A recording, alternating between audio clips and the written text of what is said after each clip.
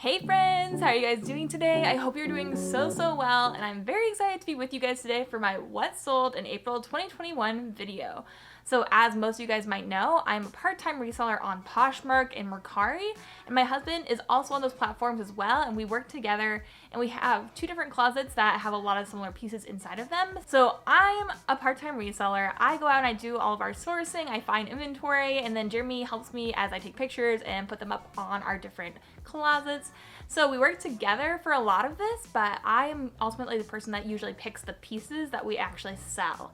So I do this as a part-time job. I also work at a community center in my local community, but Jeremy, he has a full-time job. So this is kind of just like a little side hustle for him, but I do this as part of my work. So I have a lot of fun reselling on Poshmark and on Mercari.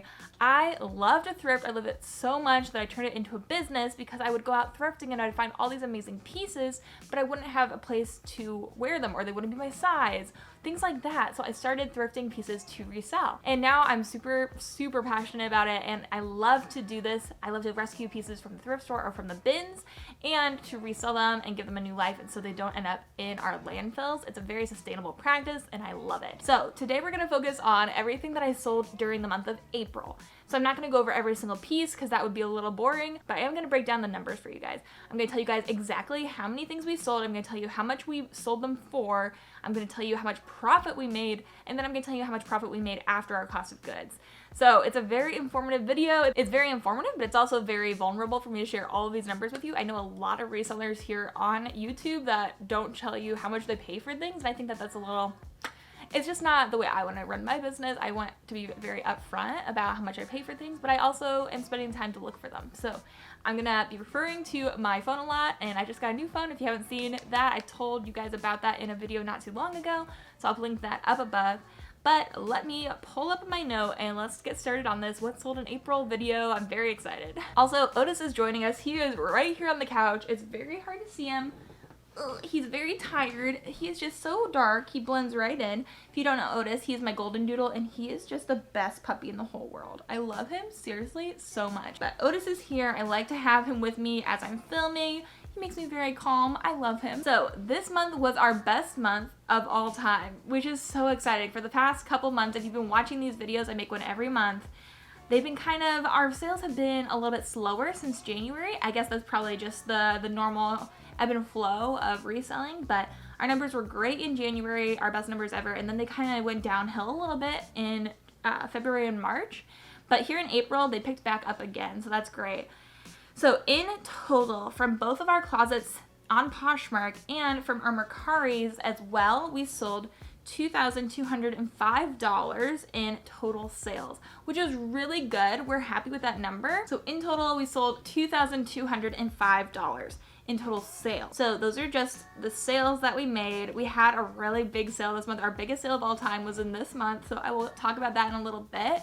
But our total profit after Mercari and Poshmark's fees was $1,694.97. So as you can see, we lost probably about $500 just from all the different fees that people take. And then there's like a 20% fee that Poshmark just always takes out of all of your sales. So in profit, we made almost $1,700, which is amazing. That is wonderful, especially since our cost of goods is very low. I am very diligent in trying to get the best deal for our cost of goods, so that way we can take home as much profit as possible. So this $1,700 number is really good for us. That is higher than anything else we've seen. I think our next highest was like $1,605, so almost $100 above that, and that was in January, right after Christmas, where people have their little Christmas monies. Between the two of us, we sold 89 items in total, which is about 10 or so more than we did in March, but we sold them for a little bit less money than we did in March. So I sold 51 items in my Poshmark. I didn't sell anything on Mercari. Jeremy sold 38 items in total. Now I broke down those 51 items that I sold. Jeremy's things that we put on his Poshmark closet are sometimes more like sports apparel or sweatpants or like sports team, NFL team, like t-shirts and sweatshirts and stuff. So those ones are a lot harder for me to remember where I got them from, but I have a very good memory for where I get the pieces in my closet from. So of the 51 items that I sold this month, 40 of those came from the bins, which is absolutely great. If you guys do not know what the Goodwill bins is, I will put one of my videos up above where I go and come thrift with me at one of those. But basically you pay for your items per pound and not per the actual item. So it's a very economical way for me to get inventory. But 40 of those 51 pieces came from the bins. 4 of them came from my personal closet, so I don't factor that money into how much I pay for things because I paid for those for my own personal use. And then when I'm done with it, I just make a little bit of money to kind of recoup my loss at the end. And then 1 of the items I sold came from Plato's Closet, and 6 were just from random thrift stores. So this is always helpful for me too. I've been finding that the things I've been listing more recently have been selling quicker. So the things that I've been listing in the last couple days, maybe it's because of YouTube, maybe it's just because I'm getting better at picking things, those sell so much more quickly than things I've had sitting for a long time. I should do some relisting for sure. But this is helpful to know that majority of the things that I am selling, I'm getting from the bins. So instead of me wasting my time sourcing in other places, maybe I should just keep on going back to the bins. It's that kind of information that's helpful when I'm doing these like little month in reviews for you guys. So thank you guys for watching, because as I make these videos, then I learn a lot and it's really helpful for my business. So thank you so much. But for those 51 items, I counted up how much I spent on them. I just averaged out everything I got from the bins. I got 40 items there, so I just said I spent $40. Like, it's a little bit above or below that, but I just had to round because I'm not exactly sure how many pounds those items were. I spent in total $70 to get 51 items, which is great. That is an amazing price of goods. I don't know how much I spent for all of Jeremy's pieces. It probably wasn't very much, but we'll probably just say we spent like $100 to get all the items, the 71 items that we sold, and we made almost $1,700 from that. So that is wonderful. I'm very happy with those numbers. I love seeing our profits go up. That is great. So those are all the overview numbers, except for Mercari. I didn't sell anything on Mercari, but Jeremy did. He sold $193 worth of things on Mercari, and $159.98 of that was profit. So that was pretty good this month as well. Now let's move on to the interesting pieces we sold this month. These are pieces that sold for a lot or just for a little bit, but they have a story to tell. And some of these we've been sitting on for a long time. Some of them were just new sales that sold like that. So let's go into some of our more interesting sales. The first one is our highest sale of all time, and it has officially been delivered. They gave us a 5-star rating, so it is money in the bank, and that is this Pel jacket. I found this in the bins, and right now, like, knowing that I sold this for $250, I am kind of kicking myself because when I found this in the bins, there were a couple more there and I didn't pick them up, but I didn't know. I had no idea it would sell for that much. I found another one. I looked at it. Its condition was kind of flaky. It was like falling apart, so I didn't pick that one up. But now I'm wondering if I should have even picked it up in bad condition, because I sold this Pel jacket for $250. And from that $250, we sold it on Poshmark. We made $192.55 for a jacket I probably paid maybe $2 for. So that was an incredible find. I am very excited about that. That Pel jacket was one of my most exciting finds. I'm so happy. I never heard of that brand. If you guys know Pel, then let me know down below, but I've never heard of it, but I found it. It looked nice, and then I looked up comps, and I was pleasantly surprised. The next piece that we're going to talk about is this fluffy pink Victoria's Secret bathrobe. So, as you guys can see, it sold for $35. From that, we made $28. It's another piece I got in the bins, which is great. I maybe paid $1 for this at the most, and I made $28. So that's like $27 profit. That's not bad at all. But the reason I'm bringing this piece up is because I got so much interest in this bathrobe. I had no idea. I had absolutely no idea that it was going to be this kind of craziness.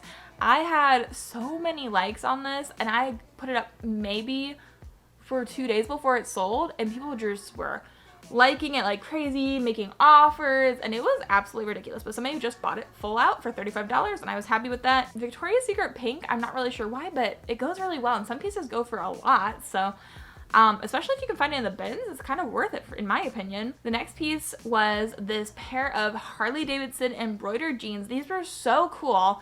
I actually thrifted these from a bins location on my honeymoon with my husband, and I knew that these were awesome, and I just had no idea why they were still sitting when nobody had bought them. But somebody finally bought them just outright for $45. I had lowered it. I think I originally listed them at something crazy high. But for $45, I made $36 off of that sale, and we got them for like $1. in the bins, so I made like $35 off of those, so that was a good sale too. Now this next one is this Rifle Paper Company bag with Le Sport Sac. It was a collaboration piece.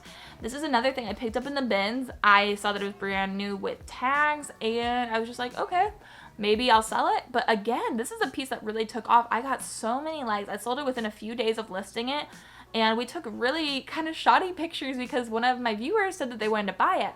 So I had Jeremy, I was getting my COVID shot. I had Jeremy just take some quick pictures of this bag, and so I could just throw it up real quick while I was waiting for my COVID shot, and I put it up, and I literally got so much attention. I don't remember how many likes I got. I'll put that up on the screen though. I got so many likes, and then somebody just bought it. I think I must have offered them $5.95 shipping, and the subscriber I don't think bought it. I think it was just a random person. So that was a very interesting piece. I would definitely pick up something like that again. Rifle Paper Company, I would pick them up for sure, especially since I paid like maybe a nickel at the most for this bag. I was very happy with making 30 bucks for it. Now, this next piece was this pair of Madewell mom jeans. Now this I actually bought for myself. They did not fit me right. I don't know what it is about mom jeans. They just do not work for me personally. Maybe I just need to like size up a couple sizes, but mom jeans have like never fit me right. Is that just me? Let me know down below. I purchased this pair of Madewell mom jeans, and I got them at Plato's Closet, and I got them for $20, which is a great price to pay for Madewell jeans in general, but for reselling was a little bit more sketchy. But I bought them for myself. They just didn't fit me. I didn't have a chance to try them on, but eventually we did sell them on my Poshmark. I only had them up again for like maybe a week before they sold for $60. So we made $48 on that sale from the $20, so we made $28. So it still wasn't a bad sale. I made $30 off of a pair of jeans, and I was happy to see them go to somebody that could wear them and love them. This next piece is also a really good one. This one I found in the bins again. St. John is a very nice brand. I have another St. John piece in my closet right now, but this was a St. John cardigan that was 100% wool, and I sold it for $60 outright. Somebody just bought it for that much, and I made $48 on that, and that's something I found in the bins, and I paid maybe $1 for, but St. John is a very nice brand, so I was happy to see somebody pick that one up this month. That piece has been sitting in my closet for a couple months now. I got it in the bins on one of my first trips, but I knew that it was going to take the right buyer at the right time to purchase it, but somebody finally did, so I'm happy with that. And that's kind of the same story too for this vintage 100% leather skirt. I sold it for $45 and made $34.50 from it, and that was, again, another piece from the bins, and 100% leather, a very cute little vintage black leather skirt. And somebody finally asked me for measurements, and this is the one and only time I've ever given measurements and somebody's actually bought the piece. So maybe it's gonna convert me. I normally just don't give measurements. I find it to be a colossal waste of time, but they seemed actually interested, and they were, and they bought it. And that's a piece, another piece that I got in the bins for maybe $1, probably less, honestly.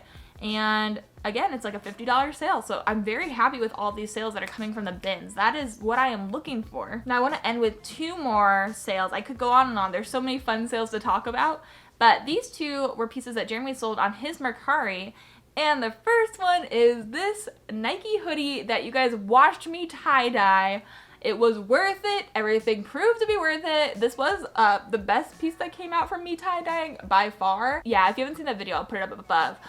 But I tried my hand at tie-dyeing pieces that were stained previously so that I could give them a new life. I rescued things from the bins, I tie-dyed them, and then I put them up for sale. This is the first piece that has sold that I tie-dyed, and it sold pretty quickly. It did look really cool. So we sold this on Mercari for $57. So we made $49.35 from that, and I bought that in the bins. And if you factor in kind of the cost of me tie-dyeing, I still came out really well on this sweatshirt. So I was very excited that somebody actually liked one of the pieces that I, did my handcrafting art to. And then this last piece is this Giroux Philly Flyers jersey. Again, another piece I found in the bins. It even had some stains on it. It had some little tears and such, but we still sold it on Mercari for $54, and we made $46.73.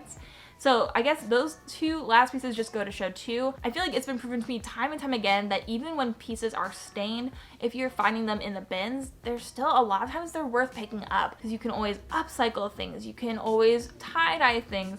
Sometimes people will buy things even if they have a little hole or a stain. And it's just, I feel like a lot of times we count pieces out because they have a flaw on them. But oftentimes people don't care that much, Sometimes people just want a piece and they don't really care if it has a tiny stain on it. So don't count those out if you're finding those in the bins, especially for something so cheap. Even if they have a flaw or a stain or a hole, sometimes they're really still worth a lot of money, like $50 worth of money from pieces that people would have just thrown away and they would have ended up in the landfill. But that is it for today's video. I hope you guys enjoyed seeing all these little behind the scene details about my reselling business. If you guys have any questions, I am an open book. Feel free to leave a comment down below. Ask me any questions you might have if you're looking to get into this reselling gig. I'm always willing to help. I don't know everything, but I am a part-time reseller. I've been doing this for a while now, and I'm still learning too. So if you have even any suggestions or comments, let me know down below. If you guys are not already subscribed to my channel and you would like to be, then make sure you hit that subscribe button before you leave. You can also turn on the notifications if you'd like to, but make sure you guys give today's video a thumbs up if you like these videos. I don't know why, but these videos usually perform the worst on my channel, and I would still love to make them. I feel like there's a lot of valuable content in these videos, and I enjoy making them. So if you guys like them, then please show me some love and give this video a thumbs up so that I know that you guys like watching them too. I love them. I just love them so much. I think it's really fun to break down the numbers. I'm a kind of a math nerd. I kind of love calculus, you know? But I have a meeting that starts in 10 minutes, so I am gonna head off to that. I hope you guys are having a great day. I hope you have an amazing rest of your day. And until the next video, bye.